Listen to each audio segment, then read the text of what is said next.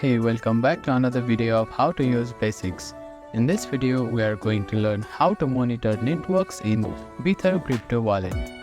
First of all, make sure that you are connected to your internet.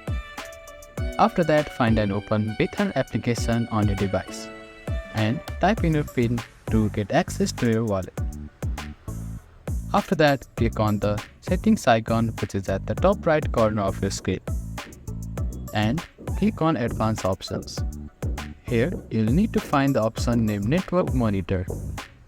Click on it. In this section, you can monitor various details such as network speed, transaction confirmation times, receive alerts about important network updates. That is how to monitor network in Bither Crypto Wallet. If you found this video helpful, please like and subscribe for more tutorials. Thank you for watching.